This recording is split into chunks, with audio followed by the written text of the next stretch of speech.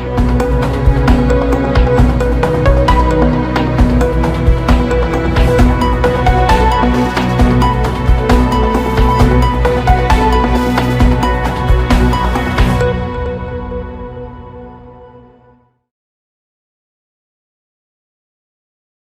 मैं chief editor anti corruption India news से।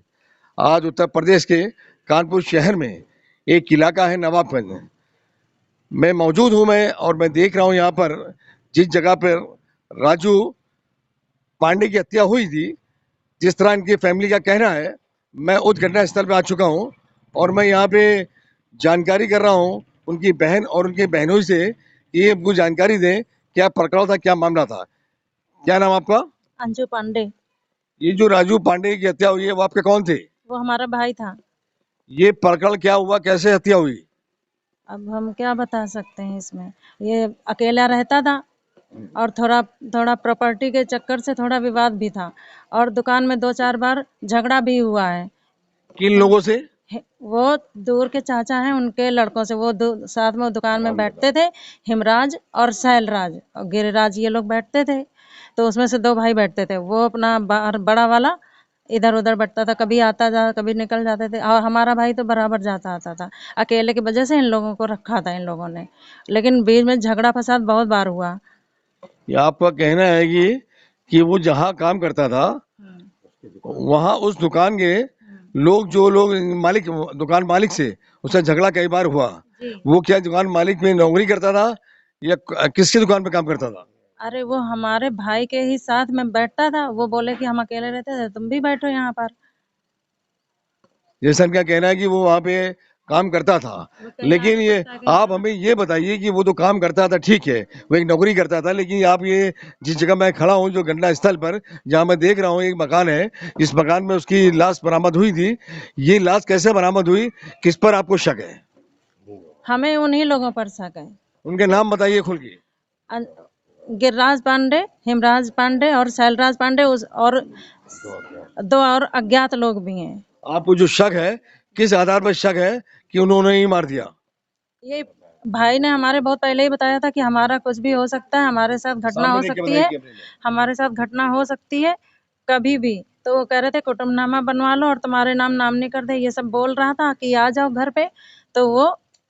तो हमने कहा अब हमारे हस्बैंड की तबीयत खराब होगी, हम कैसे आए। आपका ये कहना है कि उसको पहले से आभास हो चुका था कि उसकी किसी हत्या हो सकती है, वो आपको बुला रहा था कुछ सीक्रेट बातें करने के लिए, लेकिन आप मौके पे पहुंची? नहीं पहुंच पाए, तबीयत उनकी खराब थी। इनका कहना मैं मौके पे नहीं पहुंच पाए, उनसे हमारी बात नहीं हो पाई। और उसके फिर वो आपके, इनका कहना उससे आप आपके घर पहुंचा, उसने आपसे क्या बात की? बस यही बताया था कि हमें डर है और अकेले रहते हैं, कभी भी कुछ हमारे साथ हो सकता है। तो उसने जब आपको बताया कि हमारे साथ कुछ भी हो सकता है और उसका जिस तरह उसकी हत्या कह लें, आपका कहना है उसकी हत्या हुई है, उसकी लाश यहाँ बरामद हुई है, लोगों ने, अभी मैं क्षेत्रीय लोगों से भी जानकारी ले लूंगा इस विषय में, और बाकी मैं जानना चाहता हूँ कि आपने जो शक जताया है जिन लोगों पर, किस आधार पर शक जताया है? यही प्रॉपर्टी का चक्कर है, दुकान का। दुकान की प्रॉपर्टी चक्कर है? जी जी। वो प्रॉपर्टी किसके नाम है? वो हमारे भाई चलाते थे। वो प्रॉपर्टी किसके नाम है? राजू पांडे थे। जैसा कि इनका कहना है पूरी बात अपनी नहीं बता पा रही, थोड़ा परेशान दिख रही हैं। मैं इनसे, इनके जो साथ में आए हुए हैं, आपका नाम है? मेरा अनिल कुमार पांडे नाम है। आप इनके कौन है? हम इनके हस्बैंड हैं। तेज बोलिए। हस्बैंड है। हाँ, आपको इस प्रकार क्या जानकारी है, जिस तरह इनका कहना है कि उनकी हत्या हुई है प्रॉपर्टी चक्कर में, आपको क्या नॉलेज है इस मैटर में? हमको ये लग रहा है कि ये चारों लोग क्या कहते जो भी इसमें थे, दुकान के साथ में जुड़े हुए थे, इनकी राजू से कई बार बहस हुई है और बहस होने पर उन्होंने क्या कहते ये इस घटना को अंजाम दिया है। आपका कहना है कि उससे कई बार झगड़ा, उनसे विवाद हो चुका था और उन्होंने ही इस वारदात को अंजाम दिया है। तो ये आपको सूचना कब मिली, आपको कैसे आप लोग यहाँ पे आए, कैसे आपने लाश देखी? हमने लाश नहीं देखी थी, हमको चचिया ससुर ने रात को 12 तारीख की रात को 11 और 12 के बीच में फ़ोन किया था कि राजू ख़त्म हो गए। फिर क्या हुआ? फिर मैंने कहा ठीक है, हम इतनी रात में तो जा नहीं पाएंगे, हम सुबह जाएंगे। सुबह जब मैं यहाँ पे आया तो मालूम दिया कि पोस्टमार्टम पे लाश चली गई है, मगर अभी तक कोई एफआईआर नहीं लिखी गई। इनका कहना है कि जब यहाँ मौके में मैं आया तो यहाँ से लाश जा चुकी थी, और जब मैं थाने पहुंचा, थाने में वहाँ पे एफआईआर भी उसकी नहीं हुई थी। तो ये और उनके कौन लोग यहाँ मौजूद मिले आपको? हमको यहाँ कोई नहीं मौजूद मिला, केवल वही उनके चाचा के लड़के ही आए थे, तो उन्हीं के साथ फिर मैं पोस्टमार्टम हाउस चला गया था। थाने में कौन लोग पहुंचे हुए थे? थाने में गिरिराज और हिमराज पहुंचे थे रात के 1 बजे से 1:30 बजे के बीच। इन लोगों ने एफआईआर कराई? नहीं कराई इन लोगों ने, जबकि ये लोग दुकान में एक साथ बैठते उठते थे। इन लोगों ने क्यों नहीं कराई, इसका कारण मैं नहीं बता पाऊंगा। जैसा कि इनका कहना है, थाने वो लोग मौजूद थे जो इनके रिलेटिव थे, जो दुकान के मालिक थे। वो चाहते तो एफआईआर करा सकते थे, इसमें कुछ भूमिका संगीन लग रही है। और पुलिस ने पास आप गए एफआईआर कॉपी मांगने या एफआईआर के लिए कहा, तो पुलिस ने क्या आपको जवाब दिया? पुलिस ने हमको कोई हम टहलाते रहे, आज आना, कल आना, परसों आना, नरसों आना, सुबह आना, शाम को आना। आज 15 दिन हो गया, 16 दिन, अभी तक कोई एफआईआर की नकल नहीं प्राप्त हुई। जैसा कि इनका कहना है, कोई एफआईआर की कॉपी हमको प्राप्त नहीं हुई है।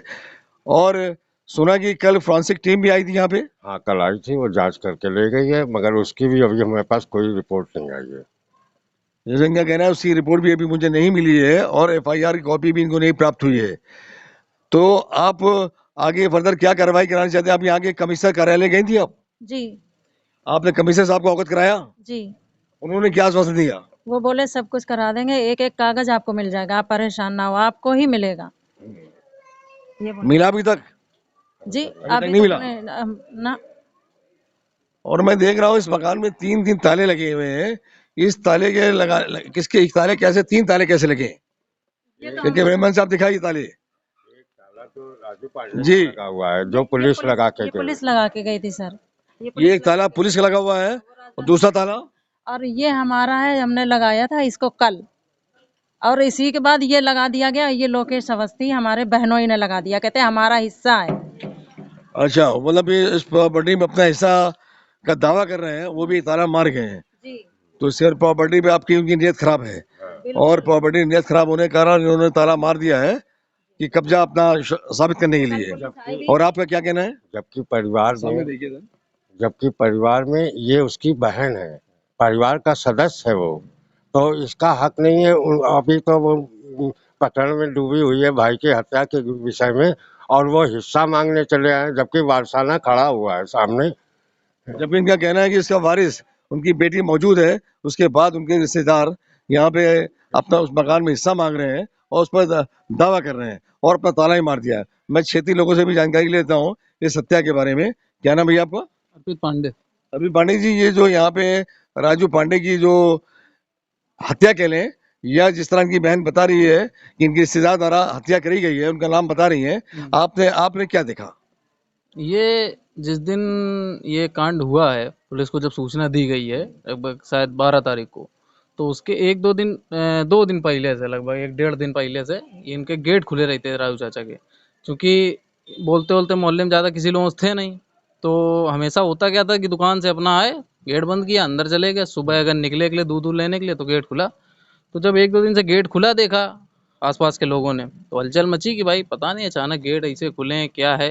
2 दिन गेट खुला होने पर आप लोग शक जाहिर हुआ, तो आप लोगों ने उसके बाद अंदर जाके देखा? हाँ, फिर हम लोग अंदर जाके देखा जाके, तो चित अवस्था में लेटे हुए थे।